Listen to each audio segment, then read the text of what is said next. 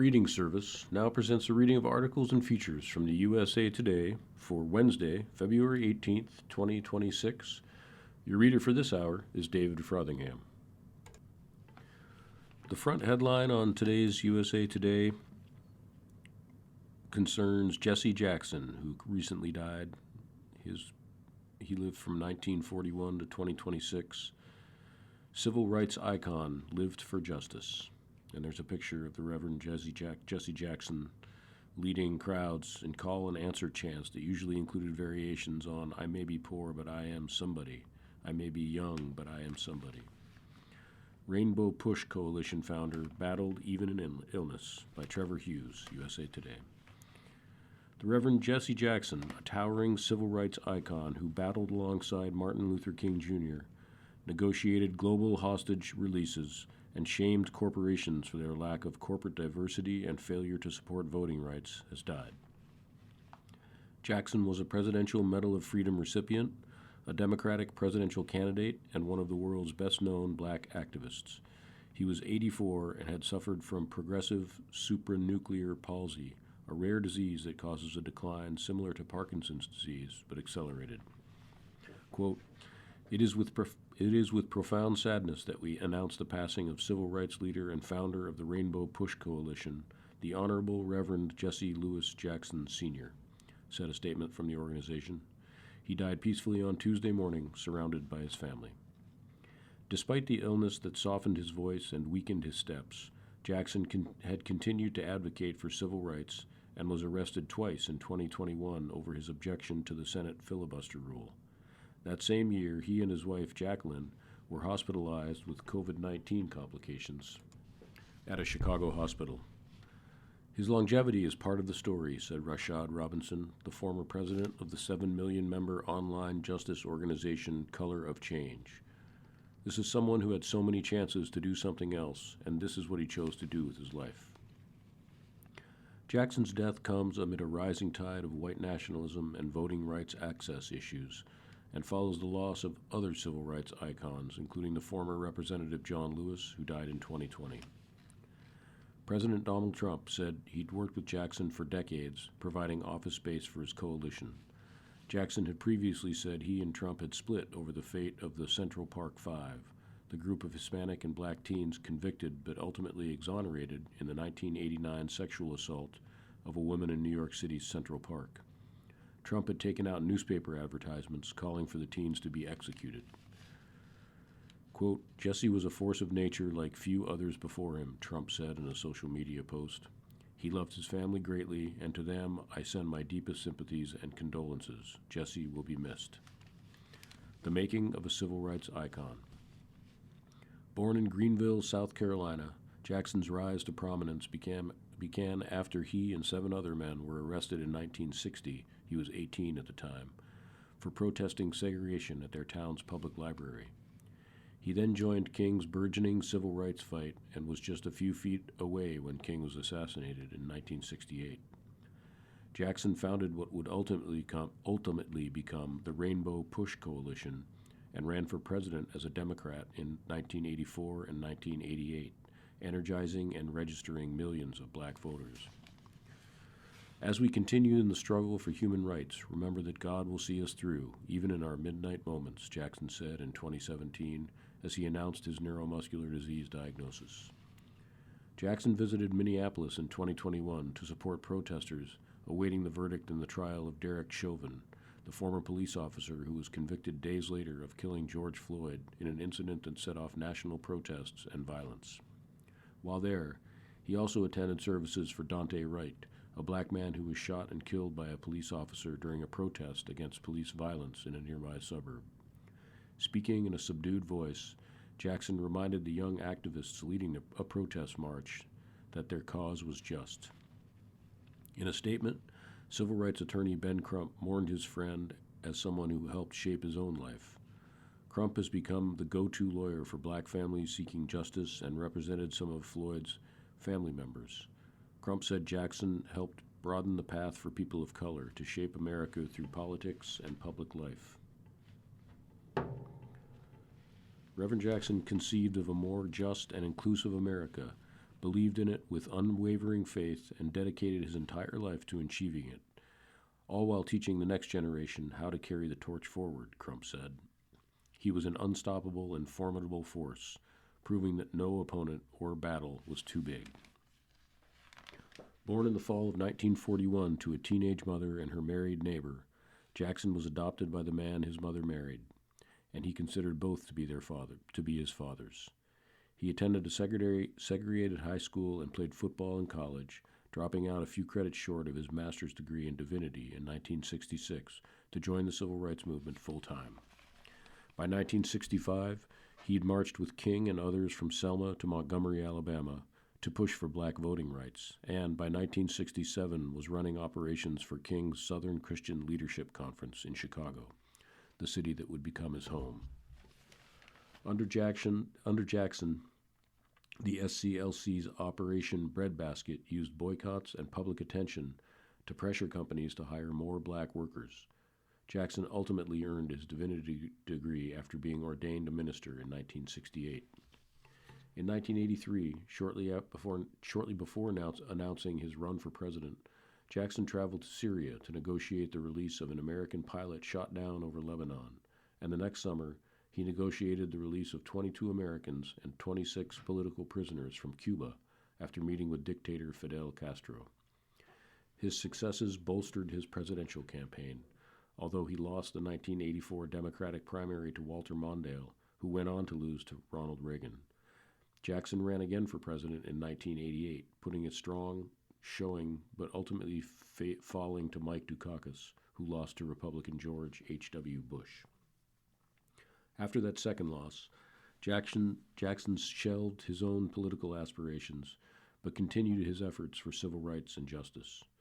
In 1990, Jackson opposed the pending invasion of Iraq and negotiated the release of hundreds of people whom Iraqi dictator Saddam Hussein had threatened to use as human shields, and then in 1999 won the release of 3 U.S. POWs during the Kosovo War. There certainly would have been no Barack Obama, no Bill Clinton. Robinson, the former president of Color of Change, remembers listening and watching as his family members made their first political donations after listening to one of Jackson's presidential campaign speeches. Quote, "I didn't understand everything he said, but I understood what it meant," said Robinson, who later wrote a college paper on Jackson's campaigns. He was such a possibility model. There are so many people who are in politics today who would not be where they are today thanks to Jesse Jackson. There certainly would be no Barack Obama if there was no Jesse Jackson, and there would have been no Bill Clinton either. In 2000, Clinton awarded Jackson the Presidential Medal of Freedom, citing his decades of work to make the world a better place. It's hard to imagine how we could have come as far as we have without creative power, the keen intellect, the loving heart, and the relentless passion of Jesse Lewis Jackson, Clinton said. Traherne Cruz, who helped found the Black Lives Matter Minnesota chapter, said he grew up with Jackson's "I Am Somebody" recitations ringing in his ears. Jackson often led crowds in a call-and-answer chant that usually included variations on "I may be poor, but I am somebody. I may be young, but I am somebody." That allowed future generations to stand up and follow in his footsteps and declare Black Lives Matter and recognize our humanity, Cruz said. When we go back and watch videos of Reverend Jesse Jackson marching and fighting for housing rights, voting rights, ending housing discrimination, and said, "I am somebody," that encouraged activists of today to stand up and fight against 400 years of racist policies in the United States. Jackson's family includes his wife of 63 years, Jacqueline "Jackie" Jackson, and 6 children, Santita, Jesse Jr., Jonathan, Yusuf, Jacqueline, and Ashley. In 1999, he fathered a child with Karen Stanford, the director of the Washington Bureau of his organization, the Rainbow Push Coalition. He first publicly acknowledged his daughter, Ashley, in 2001 and apologized for his affair. Kristen Clark, the former Assistant Attorney General for Civil Rights under the Biden-era Department of Justice, said in a statement that Jackson helped make America a more just nation. A tireless and extraordinary public servant, his charge to all of us was to stay hopeful, keep up the good fight, and respect the dignity and humanity of all people, Clark said. Jackson has been and will always be a central part of the story regarding America's ongoing quest for justice and equality. The next headline on today's front page is Questions Arise Over Payouts by FEMA. Officials Get Theirs as Other Fire Victims Wait, by Michael Collins. Sarah Jo Matthews and her family did their part to fight the wildfire that ravaged New Mexico. By the time it was over, her businesses had suffered substantial losses. She's still waiting for a payout from the federal government to help her recover. The wait has been frustrating. But making matters worse, while she's in limbo, the government employee responsible for distributing payments to people whose homes and businesses were destroyed or damaged has already received a six-figure payment. They cannot figure out for the life of them how to pay us, said Matthews of Las Vegas, New Mexico. But they sure as hell figured out how to pay themselves. There's a picture of Sarah Jo Matthews with her husband, Ryan Snyder. She says FEMA has been slow to pay out funds set aside for wildfire victims. 4 years after the fire, the worst in New Mexico's history, the Federal Emergency Management Agency is facing questions about how it has administered a compensation fund set up by Congress to help the wildfire victims. Critics are demanding to know how the money has been distributed, who has received it, and whether it's going to the people who need it most. People who have filed claims complain that the review process has been complicated, frustrating, and painstakingly slow, and that cases are closed with no notice and no money awarded for their losses. Getting money from FEMA, that's like getting blood from a rock, Matthews said. They're not giving us anything. On February 12th, FEMA placed the director in charge of distributing money and his deputy on administrative leave after revelations that each received a six-figure payout through the program while other victims are waiting for their claims to be processed. Jay Mitchell, who works out of the FEMA claims office in Santa Fe, and his wife Lisa, a real estate broker, were awarded $524,000 through the compensation fund last year, according to documents obtained by USA Today. The money was to be used to repair smoke and ash damage to the couple's home in Angel Fire, New Mexico, and to cover Lisa Mitchell's reported business losses, the documents say. An independent news outlet called Source New Mexico was the first to report the payments. Lisa Mitchell said in a brief phone interview with USA Today that she and her husband have been unfairly targeted. We're being harassed for absolutely no wrongdoing, she said, declining to respond to a reporter's questions. Jay Mitchell's deputy, Jennifer Carbajal, and a woman named Jennifer Sanchez, identified in local news reports as Carbajal's ex-wife, also received $267,000 for smoke and ash cleaning and for flooding at a consulting business in Penderes, New Mexico, the records show. FEMA and Carbajal did not respond to requests for comment. But Paul Judson, a deputy assistant administrator in FEMA's headquarters in Washington, stressed in an email to staff of the Santa Fe office that the decision to place Mitchell and Carbajal on leave does not reflect a finding of wrongdoing. Judson did not say how long either would remain on leave or whether they would be paid while they are away. Juan Ayala, a senior FEMA official, will oversee the office's daily operations, he said. Criticism of FEMA's handling of the payments comes as the agency is already under intense scrutiny in Washington. President Donald Trump's administration has initiated a dramatic overhaul of the agency, which is responsible for coordinating the federal government's response to natural disasters. Trump has repeatedly characterized FEMA as ineffective and has pushed for states to have a larger role in disaster response. Hundreds of jobs at the agency have been eliminated since Trump began his second term last year. A lawsuit filed in January by employees' unions and public interest groups claims the Department of Homeland Security plans even deeper cuts, with more than 10,000 of the agency's roughly 20,000 employees expected to be terminated in the coming months. Questions about the agency's handling of the compensation fund for the wildfire victims and the disclosure that Mitchell and Carbajal each received large payments have infuriated several of the state's elected leaders and families and business owners who are still waiting for their claims to be processed. It's a slap in the face that Mr. Mitchell and his wife got paid out, said Maria Lowe, a community activist who has been assisting people with their claims. He should be ashamed of himself. You're listening to a reading of today's issue of USA Today on the Niagara Frontier Radio Reading Service. The time is 15 minutes past the hour. like poking a rock with a stick. Matthews and her family did what they could to help friends and neighbors as the flames scorched and scarred just about everything in their path. They housed firefighter crews on their ranch. Her restaurant, the Prairie Hill Cafe, provided meals to neighbors whose homes or businesses were destroyed or heavily damaged. Her father, Orrin Matthews, who owns a gravel and well digging company, dispatched water trucks that helped save other people's homes. Matthews vividly remembers riding in one of her father's water trucks through the thick smoke as black as night to help family members and other ranchers save their homes. At one point, a state trooper who had blocked the road with his vehicle stopped them and said they would not be allowed to continue. It was too dangerous, he said. The truck driver, one of her father's employees, told the officer to move his car and let them through or he'd run it over. "You'll have to shoot us to stop us," he said. Matthew's father suffered a smoke inhalation while helping battle the flames, and he had to be hospitalized. But he now has permanent lung damage. But people like him weren't willing to watch their homes and ranches go up in flames without a fight. "We're stewards of our land," Sarah Jo Matthews said. They were not going to abandon their ranch, and that's been there for generations, and their sheep and their horses and their cows to let them burn. They stayed and fought. The destruction from the inferno, known as Hermit's Peak Calf Canyon Fire, was surreal. More than 341,417 acres of rugged mountain terrain burned across 3 counties in northern New Mexico between early April and late June 2022.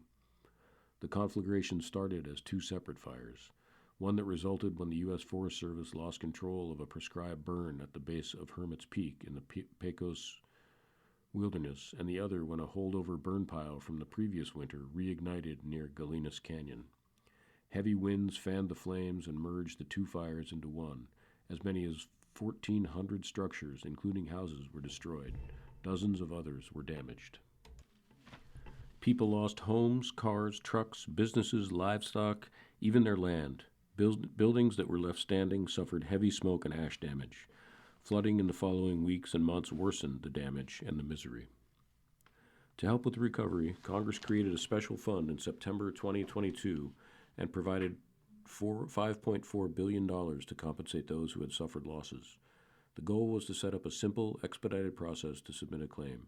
Jay Mitchell, who had worked for the New Mexico Department of Homeland Security and Emergency Management, was hired in April 2024 to oversee the FEMA claims office responsible for distributing the money.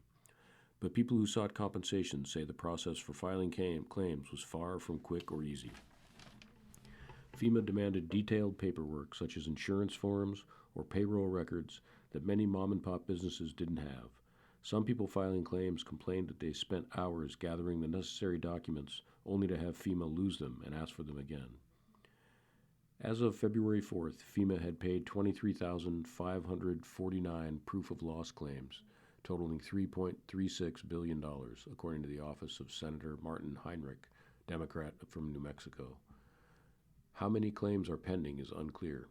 FEMA did not respond to a request to provide those numbers, but community leaders say that at least 73 people who suffered total losses to their homes or businesses are still waiting for their claims to be processed. The number of pending claims is likely significantly larger since people can file multiple claims. An Inspector General's report issued on February 24, 2025, found that 13% of claims already filed were overdue a response. Specifically, FEMA had not acknowledged 1,508 of the 11,695 active claims more than 6 months after they were filed, the report said. Lowe said at least 20 of the 75 people she has helped with their claims are still waiting to hear how much money they'll receive, if any. One of them is El Rialto Restaurant, a small family-owned eatery in Las Vegas, New Mexico, that has been in business for more than half a century. The business was forced to shut down for extended periods during the fire and its aftermath, Lowe said. The owner filed a claim with FEMA in July 2024 to recover his losses, but nothing happened. Lowe got involved, helped the owner find the necessary documents, and filed them with FEMA. The navigator, or FEMA employee assigned to the case, estimated the restaurant's losses at $180,000.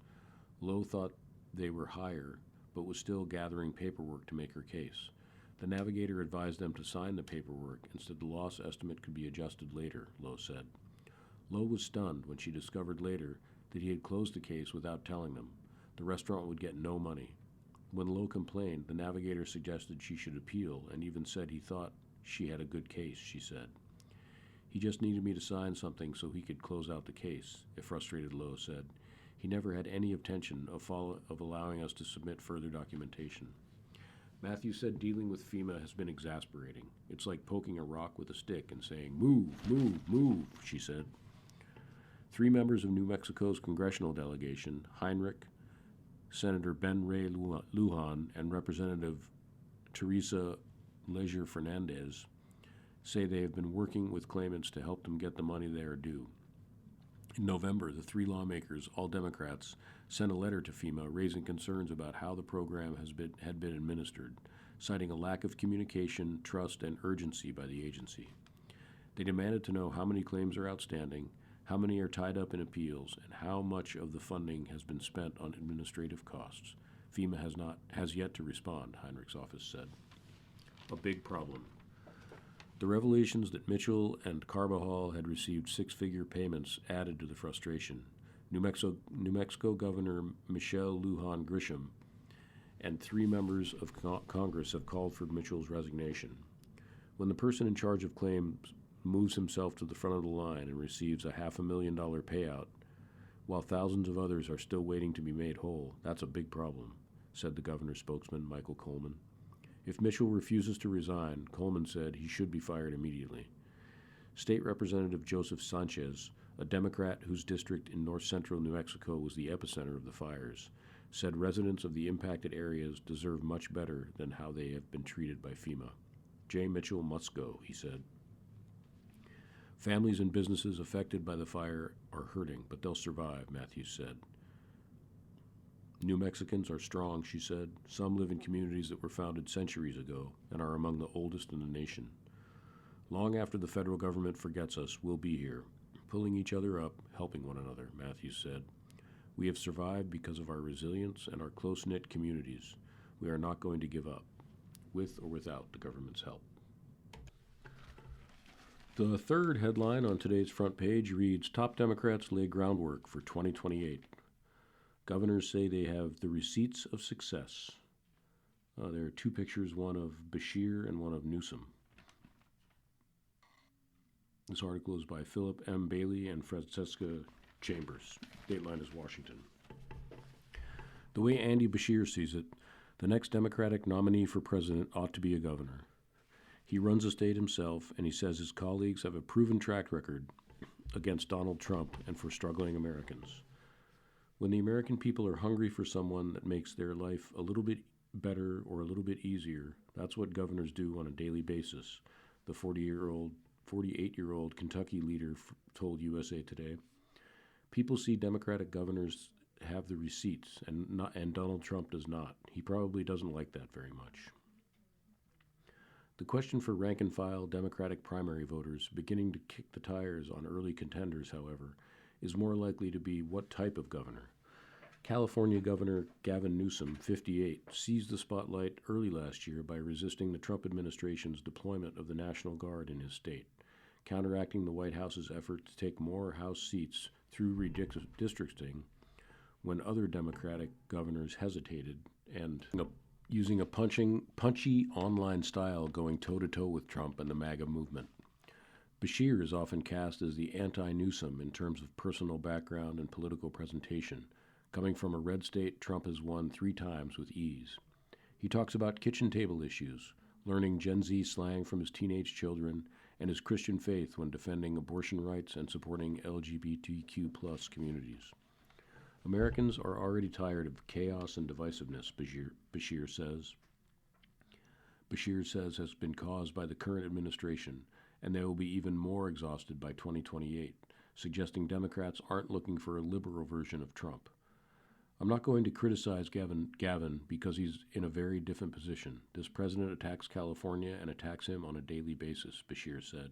But for me, I'm not the guy that mocks people on social media. And if that's what Democrats are looking for, then I'm not their guy.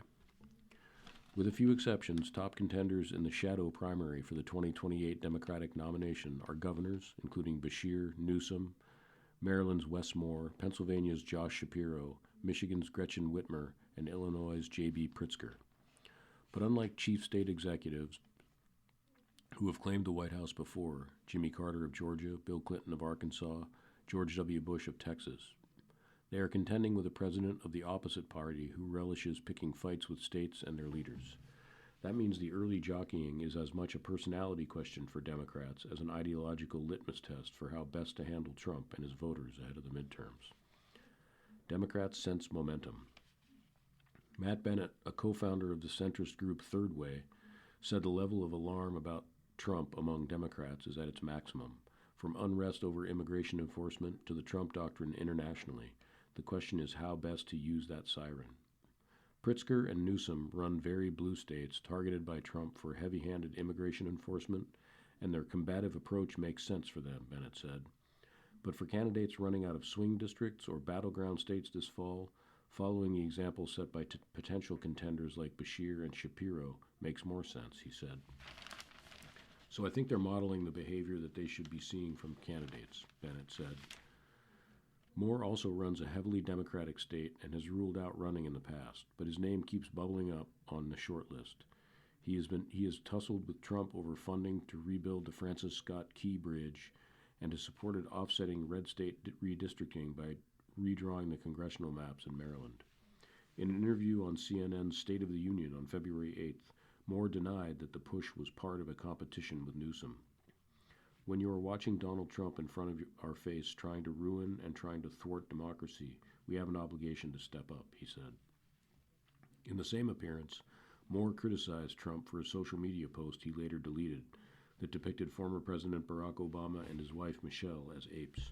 He said it was not lost on him, as the nation's only black governor now in office, that he was not invited to a typically bipartisan event for governors at the White House later in February. You can uninvite, you can untweet, but you can never erase, Moore said. He stopped short of accusing Trump of racism.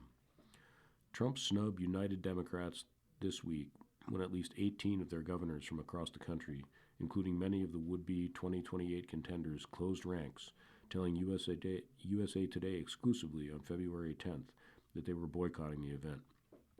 The White House reversed course on February 11th, according to the National Governors Association, a bipartisan group, but it remained unclear whether Moore would be excluded.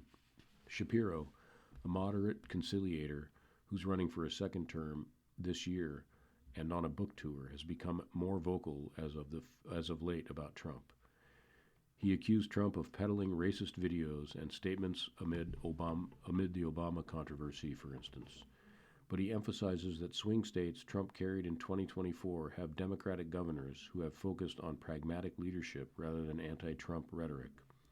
The reason they're popular in those states is because they're delivering tangible things, he said at a reporter roundtable hosted January 29th by the Christian Science Monitor, referring to himself, Whitmer, and others such as Wisconsin's Tony Evers and North Carolina's Josh Stein. Nonetheless, when the president aggressively demonizes political enemies and even U.S. allies like Canada and Denmark, even the most affable centrists sometimes can't help taking a shot at him. Beshear's mild-mannered persona gave way to calling the president's obsession with taking over Greenland dumb as hell at the World Economic Forum in Switzerland, for example. Democrats of all stripes have adopted more coarse language since the president's return to power, exemplified last weekend by House Democratic leader Hakeem Jeffries' response to the president's social media posting about the Obamas. Like the New York City Mayor Zohran Mamdani, some Democratic governors have tried to forge a more friendly relationship with Trump. Whitmer was mocked by pundits last April after she was photographed hiding behind a folder during a surprise Trump news conference when she visited the Oval Office. The Michigan governor, who was on the vice presidential nominee list in 2024, recently became vice chair of the Democratic Governors Association. In a Substack post laying out her plans to help recruit and train candidates in 2026, she said she believed Democrats' successes in Michigan could be replicated elsewhere. Nowhere did she mention Trump. The last Democratic nominee, former Vice President Kamala Harris, who lost every swing state to Trump in 2024 and passed last year on running for California governor in 2026, has also taken a hands-off approach. She recently transferred control of her campaign's X and TikTok accounts to a progressive advocacy organization and rebranded it as Headquarters. The account is managed by several of her former aides. The move allowed Democrats to push out rapid response-style content to the account's 1.1 million followers, most of it aimed squarely at Trump ahead of the midterms. You're listening to a reading of today's issue of USA Today on the Niagara Frontier Radio Reading Service. The time is 30 minutes past the hour. The former Democratic presidential nominee appears to be only tangentially involved in the efforts, serving as chair emerita of the project, while she continues a book tour about her failed 107-day White House campaign that has taken her to a number of early Democratic primary and battleground states. She struck at Trump in a February 6 post on her personal account that said no one believes the White House's claim that an aide erroneously posted the video of the Obamas to Trump's social account. We are all clear-eyed about who Donald Trump is and what he believes, Harris said. Trump is not expected to be on the 2028 ballot because to term limits, despite publicly toying with the idea. So Democrats also have to find a message that will work against a different Republican nominee. Vice President J.D. Vance, Secretary of State Marco Rubio, and Florida Governor Ron DeSantis are considered potential candidates. Rahm Emanuel, a veteran Democratic House member before serving as U.S. Ambassador to Japan in the Biden administration, said it is obvious the 2026 contests will be a referendum on the president and the Republicans who enable him in Congress. But Democrats, he added, must also anticipate where swing voters will be after the midterms. If you want people to hand over the keys to the car, you've got to be able to show that you can fight for America with the same vigor in which you're just fighting Trump, Emanuel told USA Today. And so to me, you don't skate where the puck is. You know the old saying, you skate where the puck will be. The former Chicago mayor and Obama-era White House chief of staff is considering a run for president. He said he plans to lay out his vision on education in a few weeks during a stop in Michigan, a key battleground state, with an emphasis on vocational training. Other likely contenders are gaining notoriety by holding the administration accountable in the present. More than any of his potential competitors, Representative Ro Khanna of California has used his online presence to challenge Vance, a likely candidate on the Republican side who, like Khanna, attended Yale Law School and has ties to Silicon Valley. In recent months, Khanna helped lead a bipartisan push alongside Kentucky Republican Representative Thomas Massie to force the Justice Department to release its case files on convicted sex offender and financier Jeffrey Epstein. In a text message, Khanna said they had held Trump and the entire Epstein class accountable by passing the underlying legislation. This is about holding the rich and powerful who act above the law accountable. I have taken concrete action that has led to the MAGA coalition breaking and this administration losing trust with millions of MAGA voters who expected Trump to drain the swamp, Khanna said. He pointed to Sean Ryan, a popular podcaster who lashed out at Trump and the White House as protecting pedophiles in a January episode that featured the Democratic congressman. Some swing state Democrats are eager to go on offense. Senator Jon Ossoff, 38, a potential presidential candidate if he holds his competitive seat in Georgia in 2026, is calling out Trump as a fake populist. We were told that MAGA was for working-class Americans, Ossoff said at a rally February 7th, but this is a government of, by, and for the ultra-rich. It is the wealthiest cabinet ever. This is the Epstein class ruling our country. They are the elites that pretend to hate. They are the elites they pretend to hate. That message resonates with progressives. Joseph Givargis, executive director of the Bernie Sanders-founded Our Revolution, said voters see for themselves who Trump is fighting for when wealthy CEOs such as Amazon founder Jeff Bezos and former Doge chief Elon Musk attend White House events. The economic populist message that Donald Trump ran on is still resonant, Givargis said. The issue is Donald Trump isn't delivering. He's all but walked away from the early populism that he espoused, and I think Democrats who want to win have to point that out. Usama Andrabi, a spokesman for the Sanders-connected progressive group Justice Democrats, agreed the party doesn't have to choose between resisting the Trump administration and winning over some of the president's voters. The future of the Democratic Party demands leaders who can unite the bottom 99% across our differences against the top 1% robbing us all blind and trying to divide us against each other, Andrabi said. Talking versus delivering. Trump argued in a Fox Business interview that aired February 10th that he had done a great job in his second term, but that the problem is voters don't see it.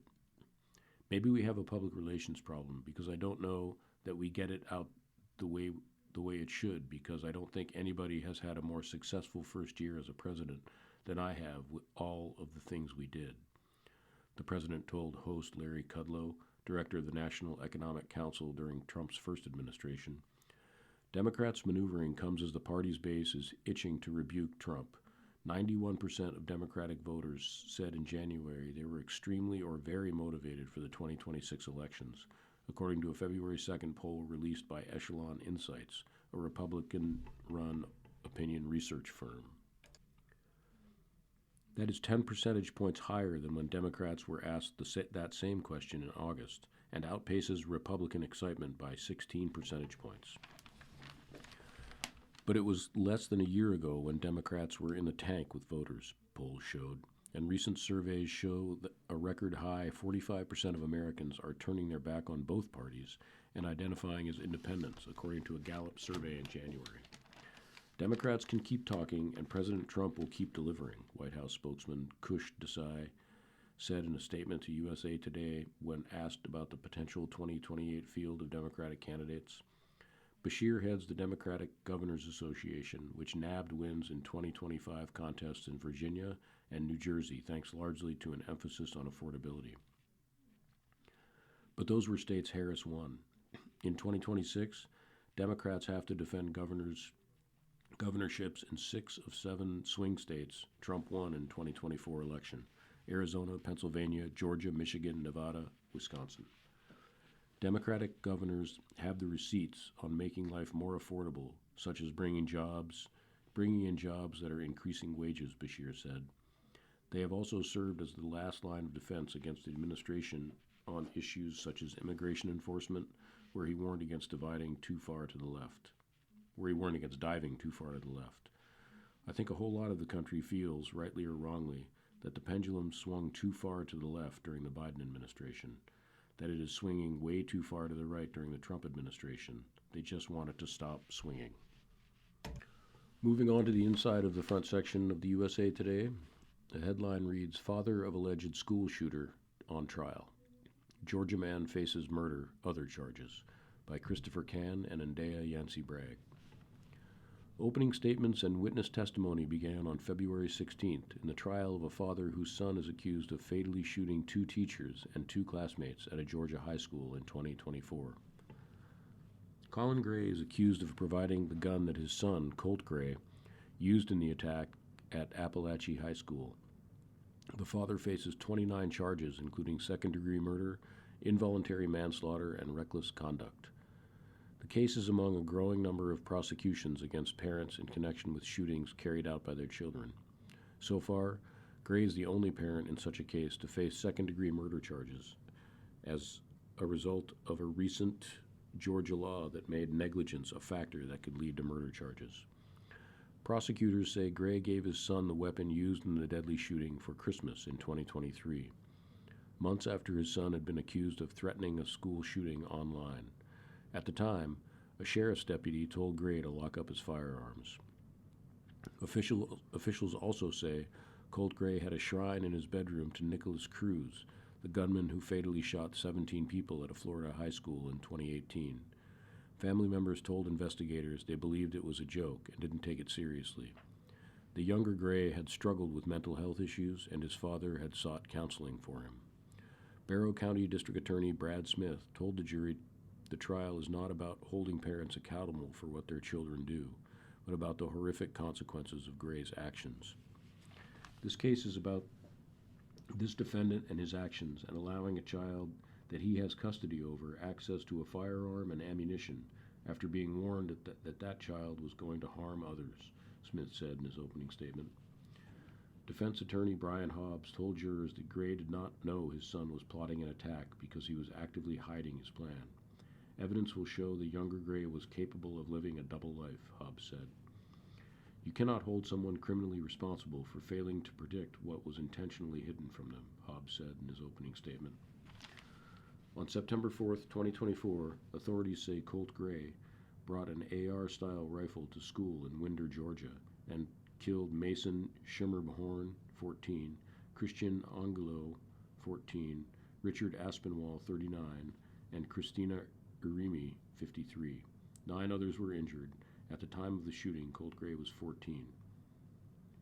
The younger Gray's case remains pending, although defense lawyers previously indicated that a plea agreement was in the works with the district attorney's office.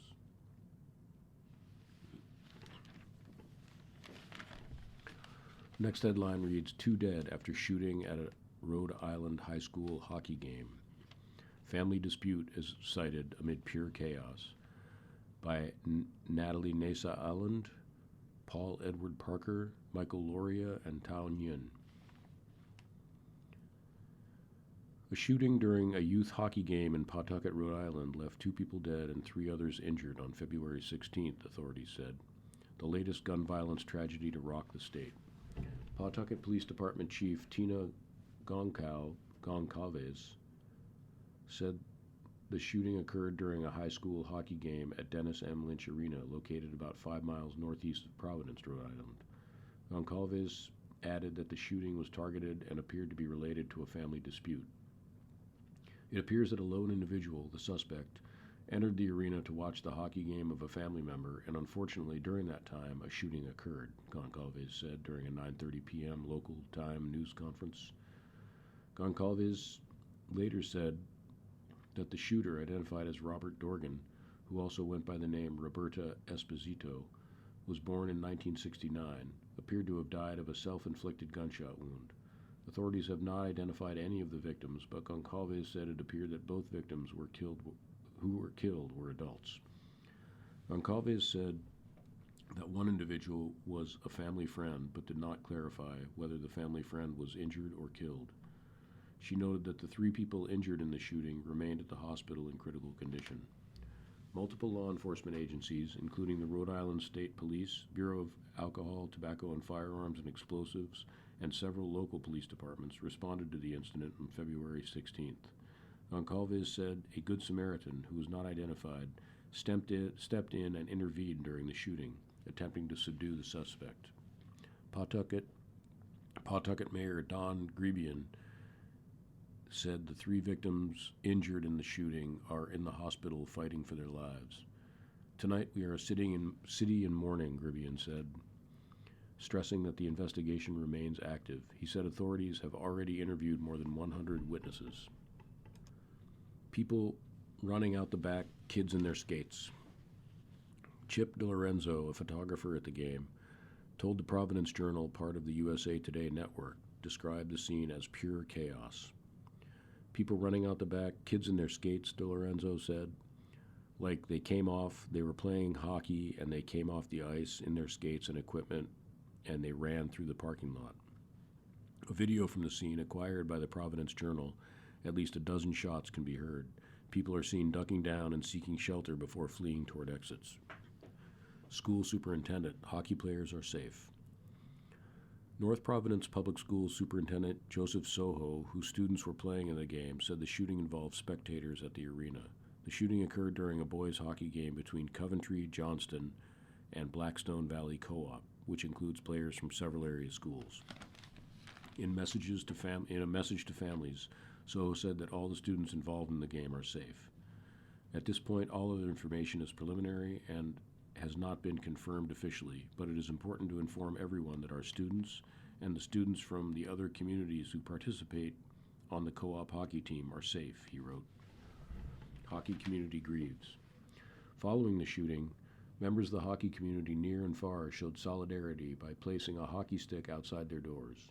People also shared their condolences on social media, sharing posts with the tag hashtag #SticksOutForRI and photos of hockey sticks on their front porches. In a post on Facebook, Heather Gersten, a host of a local radio station, Light 105, said the tradition serves as a community-wide memorial, similar to lighting candles. Rhode Island Governor, our state is grieving again. Rhode Island Governor Dan McKee, former youth athletics coach himself, said his heart was broken in the wake of shooting at Lynch Arena.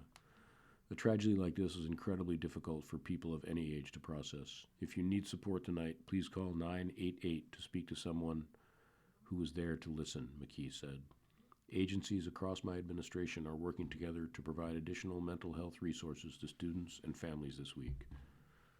The shooting comes a little more than 2 months after the mass shooting at Brown University on December 13th that killed 2 students and wounded 9 others. As he did during that shooting, McKee pledged his full support for the impacted communities. I've spoken to the municipal leaders and whose communities have been shaken by this shooting to assure them that they have the state's full support, he said. The FBI office in Boston said they were aware of the shooting and ready to assist police. The agency said there was no active threat. Officials advised the public to avoid the area. USA Today has reached out to local and state police for additional information. You're listening to a reading of today's issue of USA Today on the Niagara Frontier Radio Reading Service. The time is 46 minutes past the hour. The next headline reads, Anderson Cooper is leaving 60 Minutes. Correspondent wants to spend time with his kids, by Kimmy Robinson. Anderson Cooper is leaving 60 Minutes after nearly 2 decades as a correspondent for the CBS News program. Being a correspondent at 60 Minutes has been one of the great honors of my career. I got to tell amazing stories and work with some of the best producers, editors, and camera crews in the business, Cooper said in a statement provided to USA Today on February 16th. For nearly 20 years, I've been able to balance my jobs at CNN and CBS, but I have little kids now, and I want to spend as much time with them as possible, while they still want to spend time with me, it said. The journalist will leave the program when his contract expires. For more than 2 decades, Anderson Cooper has taken 60 Minutes viewers on journeys to faraway places, told us unforgettable stories, reported consequential investigations, and interviewed many prominent figures, CBS News said in a statement to USA Today. We're grateful to him for dedicating so much of his life to this broadcast and understand the importance of spending more time with family. 60 Minutes will be here if he ever wants to return.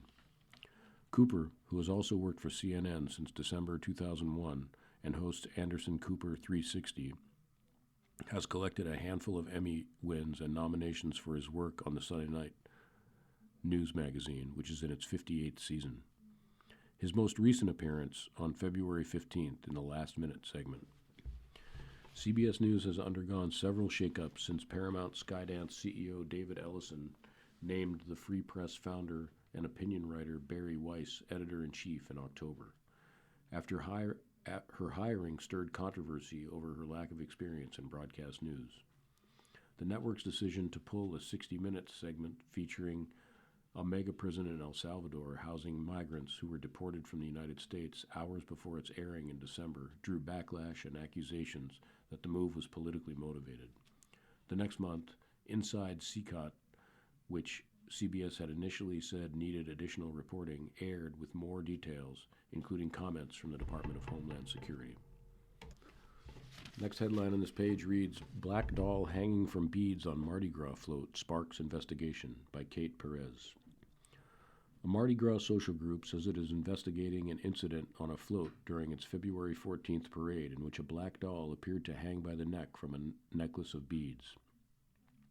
Photos and videos of the doll being held over the side of the float using beads, necklaces commonly tossed to parade revelers at Mardi Gras, began circulating after it was spotted during a Crew of Tucks organization parade in New Orleans. Videos appear to show the doll hanging by its neck from a strand of beads as it is held alongside other necklaces waiting to be tossed into the crowd of parade goers. A girl caught the doll attached to the beads, according to the social media post by the city of New Orleans. The Crew of Tucks organization condemned the action after the parade, writing in a statement posted on social media that the behavior is intolerable and completely contrary to the beliefs and values that the crew of Tux holds. We intend to fully investigate this incident, and the responsible riders will no longer be permitted to have any association with the parade, the statement read. The leadership wishes this had been brought to our attention during the parade because it would have been addressed immediately. This was brought to our attention through social media, and we are immediately investigating. The organization added that it is offended by the apparent behavior on the float and will not tolerate it. Mardi Gras is a celebration of New Orleans and its diverse and rich culture, the statement read. We apologize for this racist display during our parade, and please know that it is not who we are, and we will address this swiftly. According to its website, Crew of Tux began in 1969 and is a 2,500-member parade organization with 50% men and 50% women. There is only one requirement for membership. You want to enjoy yourself, have a great time, and put on a magnificent show for the viewing crowd, the site reads. Crew of Tux has not yet publicly identified which float and members may have been responsible for the act. USA Today reached out to the organization for comment, but did not immediately receive a response. Mayor, Council calls for action. New Orleans Mayor Helena Moreno condemned the display in a statement posted on social media, calling it deeply offensive, unacceptable, and added that it has no place in our city.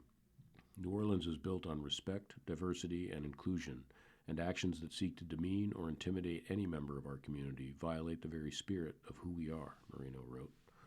Our celebrations, particularly those where our children and families attend, should be places of joy and unity, not exposure to hateful or harmful imagery, Moreno wrote in the caption of the post.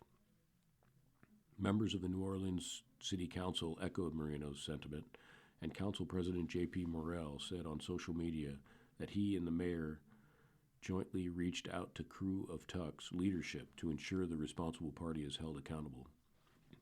What is depicted isn't free speech. It's a disturbing effigy meant to harm and intimidate families and children, Morrell wrote. This isn't acceptable, and no one is above accountability. The Mardi Gras season, also referred to as Carnival, began January 6th and ended on Fat Tuesday, February 17th. The next headline reads, Trump slams governor over Potomac spill. President protects river after disaster in Maryland, by Francesca Chambers. Dateline is Washington. President Donald Trump said the federal government will step in to protect the Potomac River following the collapse of a major sewer pipe, accusing Maryland Governor Wes Moore, a Democrat with whom he's been sparring, of gross mismanagement. On January 19th, a sewer line in Montgomery County, Maryland collapsed, causing an overflow of more than 200 million gallons of wastewater into the Potomac River in Washington, D.C. region. Trump, who has tried to assert federal control over cities and states governed by Democrats, said in a February 16th post on social media, I'm directing the federal authorities to immediately provide all necessary management, direction, and coordination to protect the Potomac and water supply in the capital region and our treasured national resources in our nation's capital city. The University of Maryland, which called the incident one of the largest sewage spills in U.S. history, said researchers detected high levels of fecal-related bacteria and disease-causing pathogens in the river, raising urgent public health concerns and underscoring risks posed by aging sewer infrastructure. The federal government has no choice but to step in, Trump said in his post, adding that the Federal Emergency Management Agency, which has seen significant staff cuts since Trump took office, will coordinate the response. Trump slammed Moore, whom he plans to exclude from a bipartisan event at the White House this week alongside Colorado Governor Jared Polis, by name in a Truth Social post, arguing that the local leaders were ill-equipped to handle the spill. There is a massive ecological disaster unfolding in the Potomac River as a result of gross mismanagement of local Democrat leaders, particularly Governor Wes Moore of Maryland, Trump wrote. This is the same governor who cannot rebuild a bridge. It is clear local authorities cannot adequately handle this calamity. Trump said he could not allow incompetent local leadership to turn the river in the heart of Washington into a disaster zone, and said that the Democrat war on merit has real consequences. In the post, that invoked the Palisades wildfire in California. Asked about Moore later, Trump said the Democrat was doing a terrible job as governor. He's not doing the job. I'm going to have to get the federal government involved in getting it fixed because he can't fix anything, Trump added. Moore spokesperson Amar Moussa hit back at Trump's social media post in a lengthy statement, saying the federal government bears responsibility for the leak, which he said originated from the Potomac Interceptor. The interceptor serves parts of Virginia and Maryland. The president has his facts wrong, again, Moussa said. The governor's spokesman said Maryland officials were on site within hours of the leak and accused the Trump administration of shirking its responsibility and endangering the public's health. He also accused the Federal Environmental Protection Agency of skipping a Maryland legislative hearing on the matter last week. Apparently, the Trump administration hadn't gotten the memo that they're actually supposed to be in charge here, he said. If the federal government is just now showing up to take action, we will work collaboratively, as we always do, to be responsive and keep the public informed about the federal government's plan to remediate the damage, Moussa added.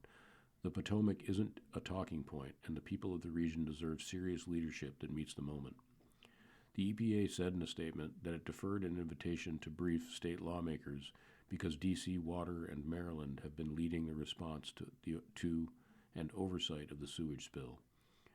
The agency said it has worked to make sure the response takes place as quickly as possible and will be standing up a public webpage that summarizes its involvement.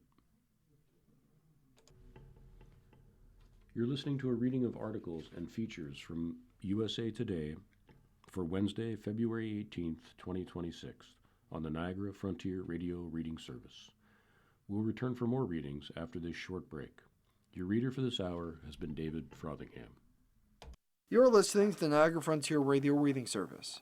As of this year, our agency has broadcast more than 300,000 hours of radio readings.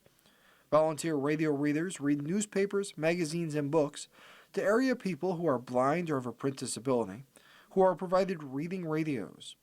Radio Reading's broadcast signal is provided at no charge by WNED. Radio Reading broadcasts from studios at 1199 Harlem Road in suburban Buffalo. Please let others know about Radio Reading. It's your service. For more information on the Niagara Frontier Radio Reading Service, call 716-821-5555.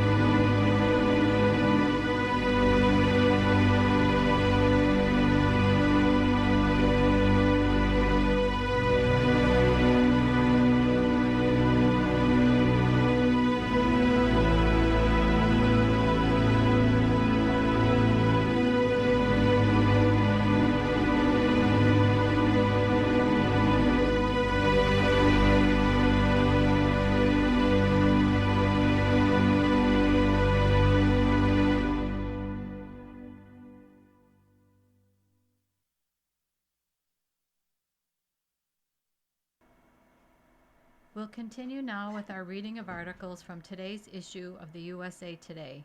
Your reader for this hour is Nancy. This is the sports section.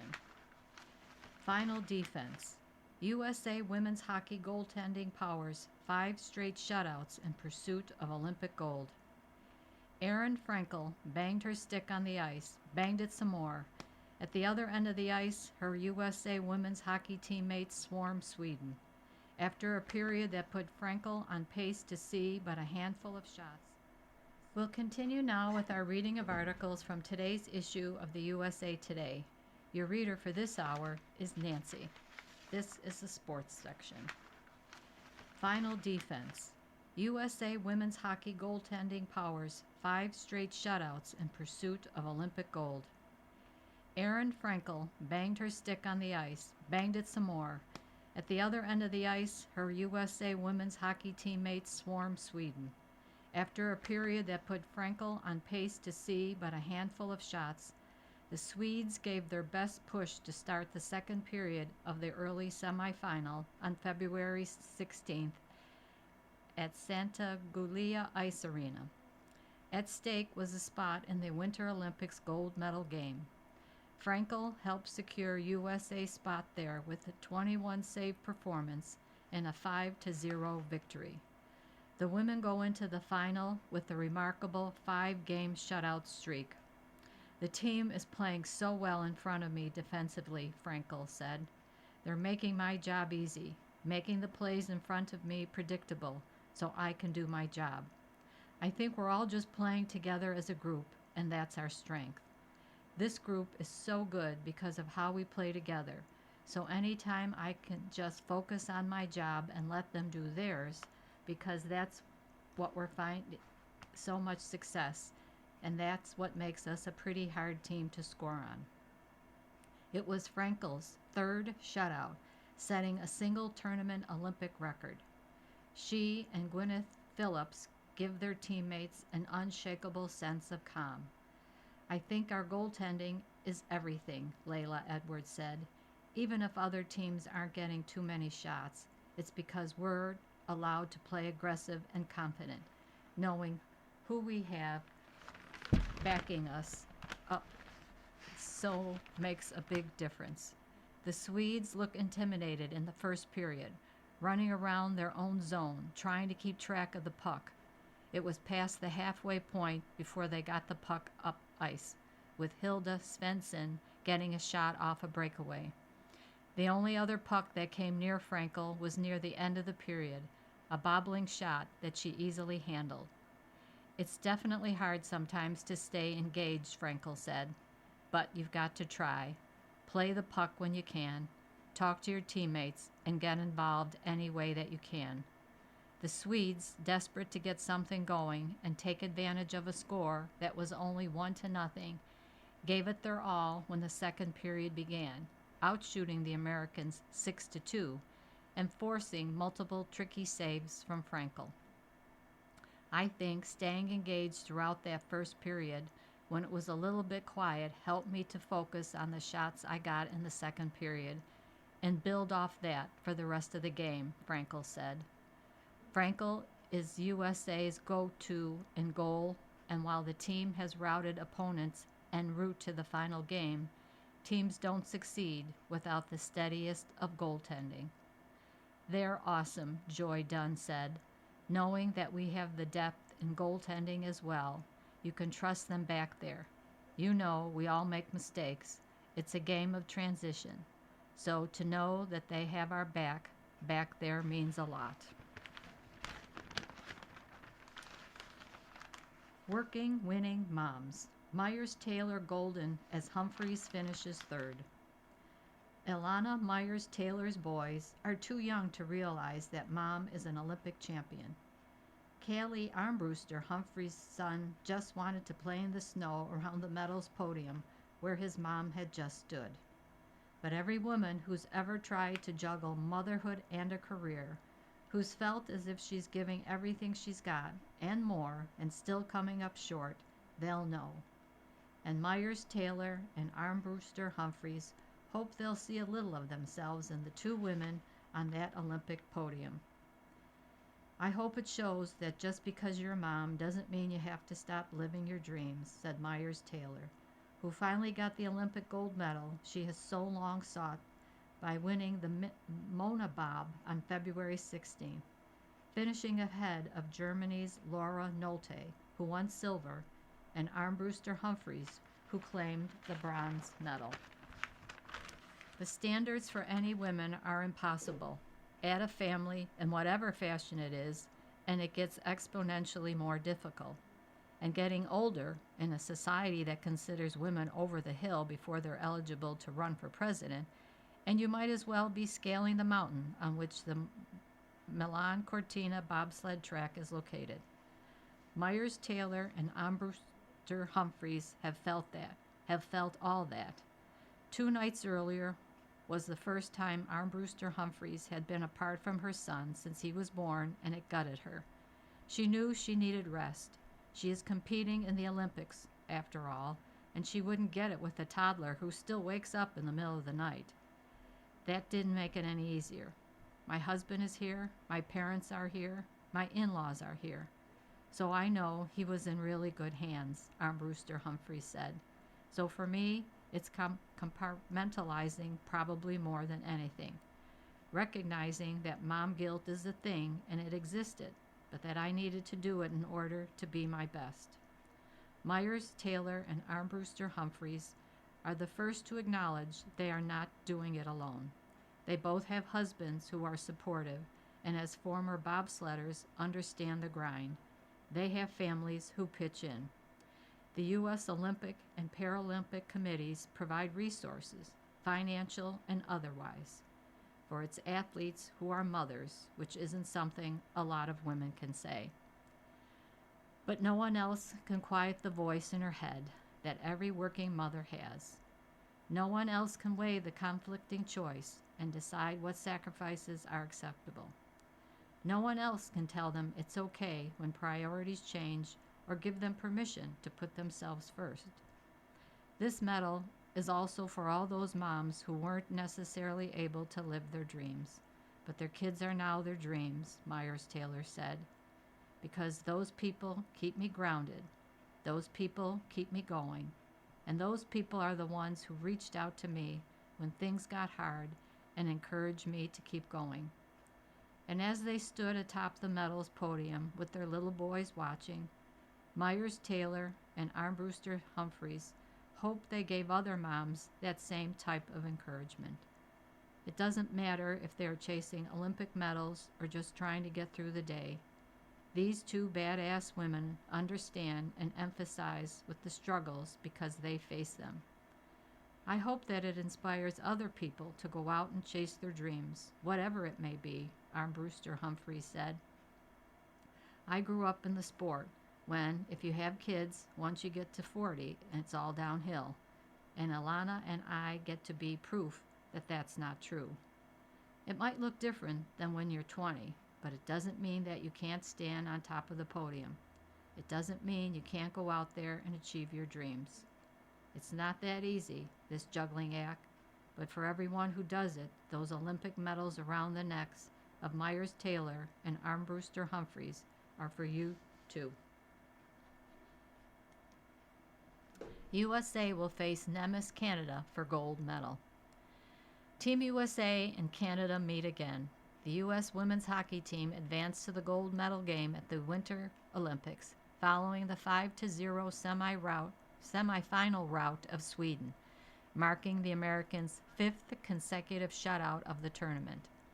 The Americans then played the awaiting game to learn their next opponent, and it's a familiar one.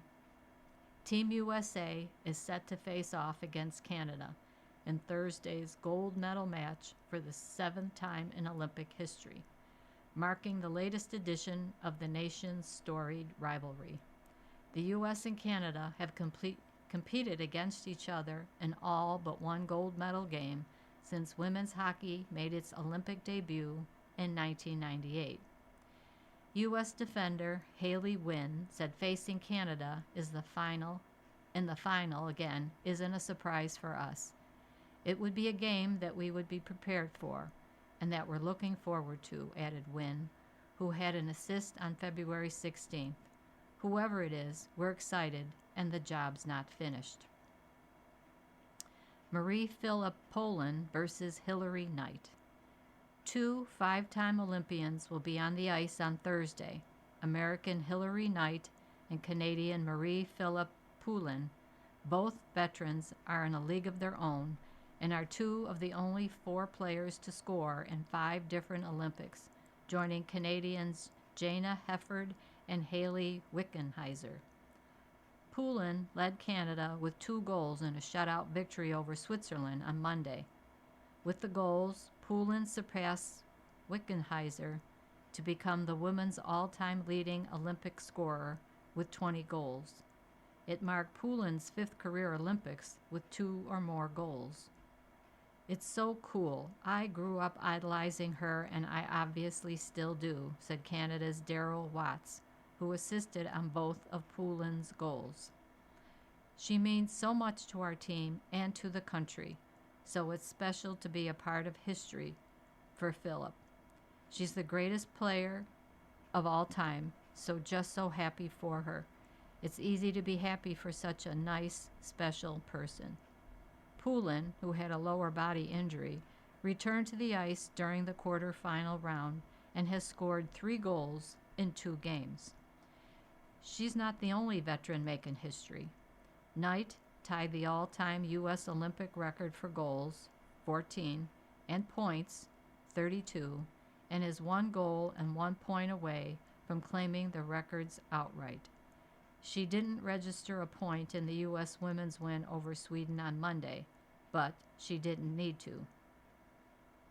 USA statistics entering gold medal matchup.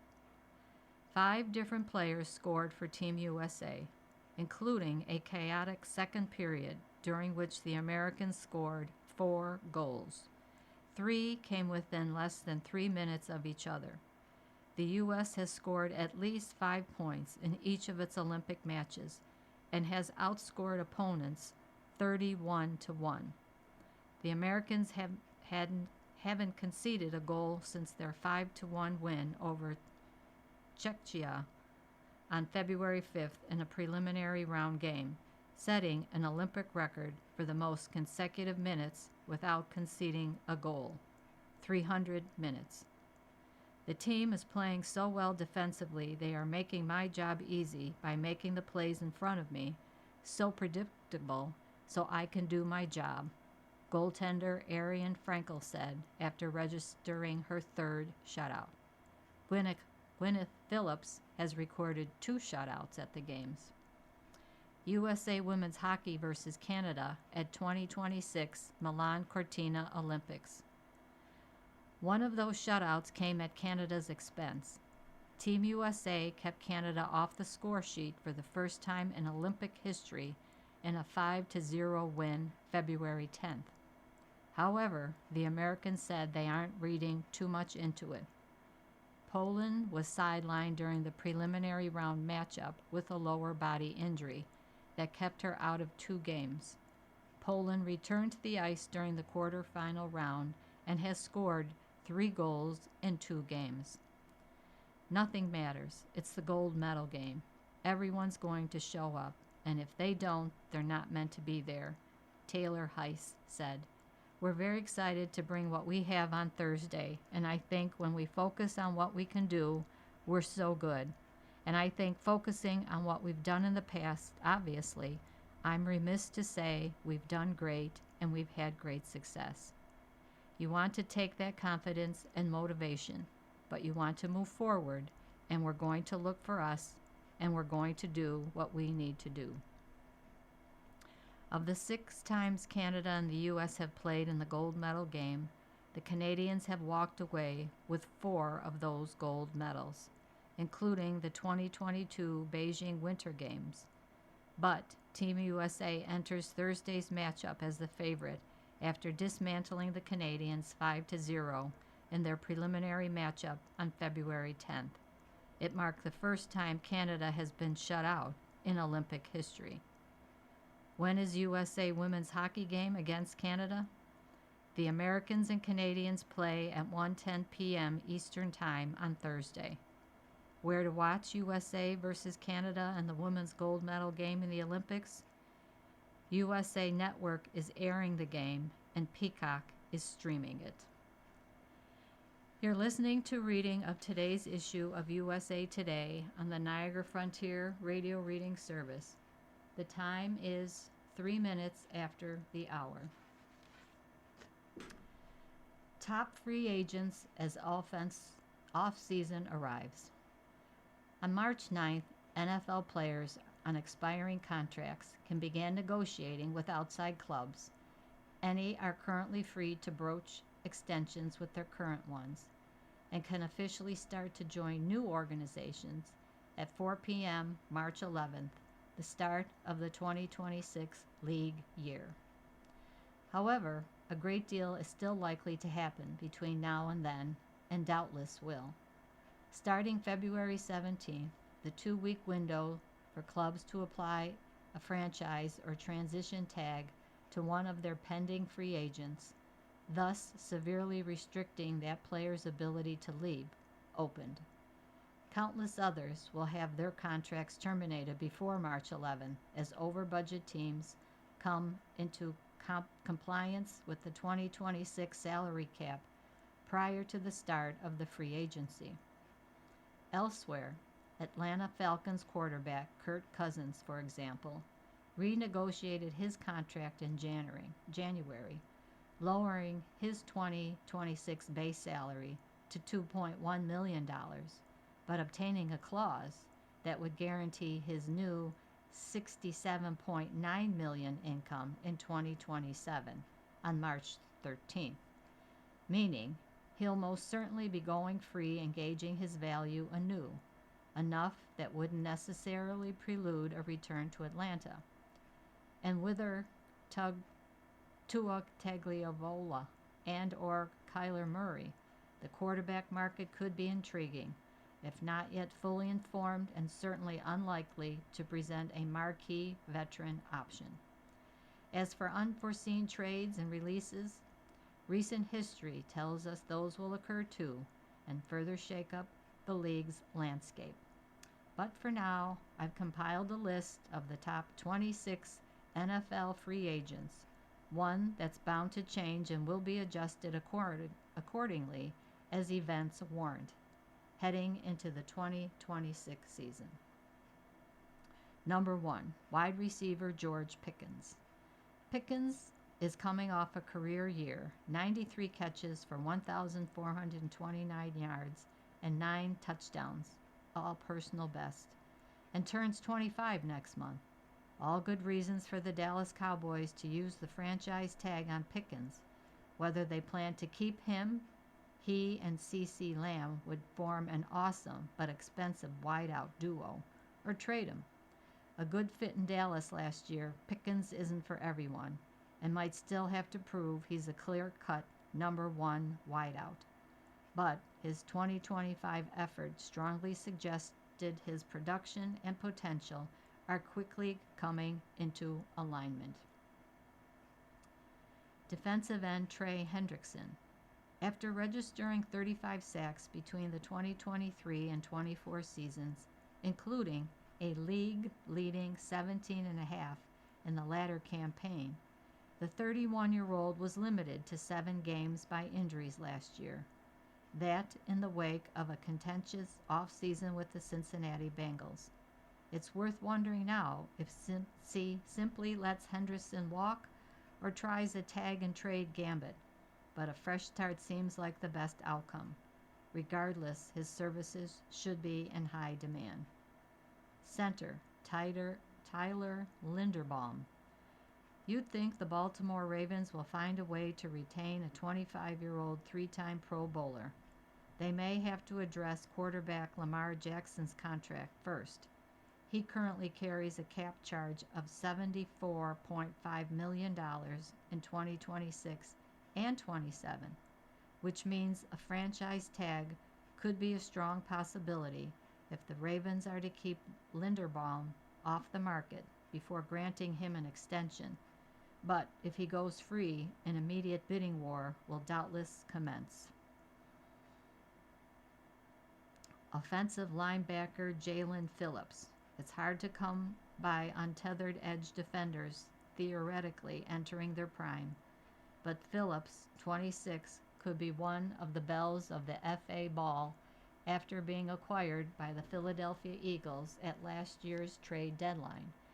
He finished the season with 5 sacks and 63 quarterback pressures per Next Gen Stats.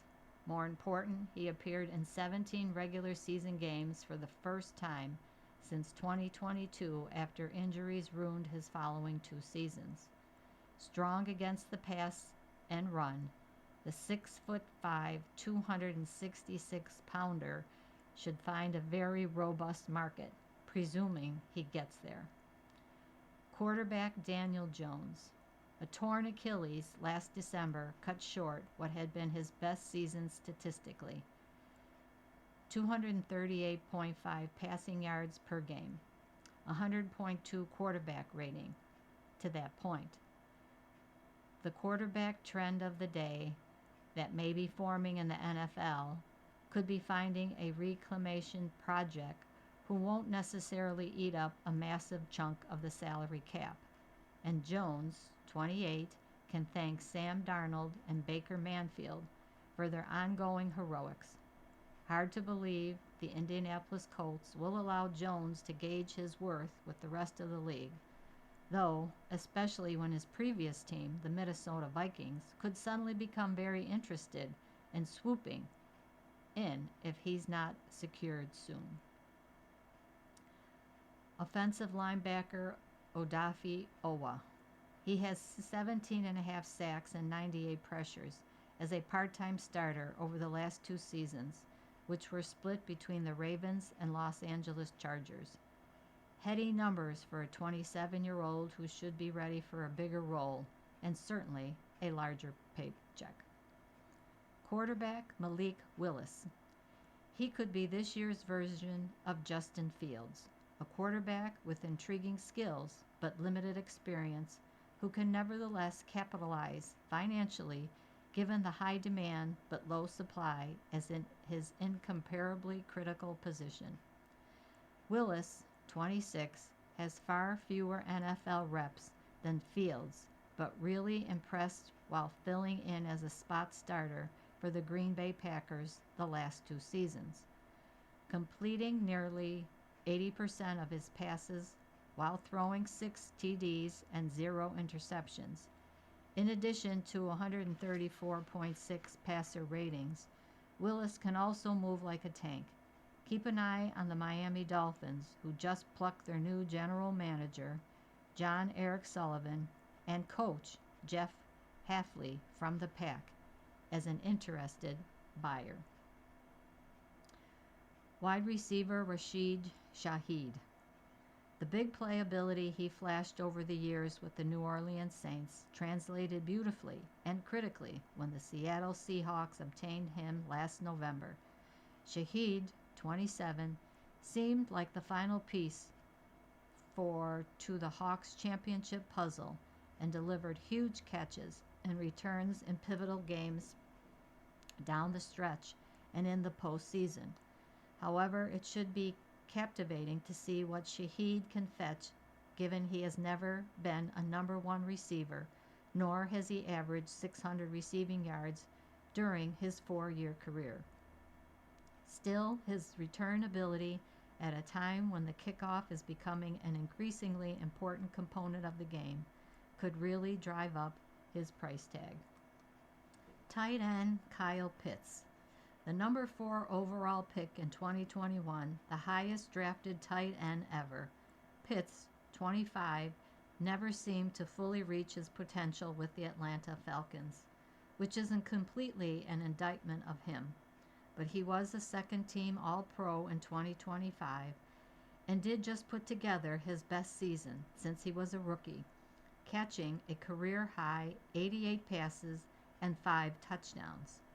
Pitts could really take off in an offense that truly leverages his estimable abilities and maybe even has the foresight to feature him in the red zone.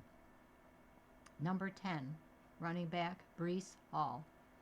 Though the New York Jets seemingly purged much of their talent at last year's trade deadline, they hung on to their 24-year-old back.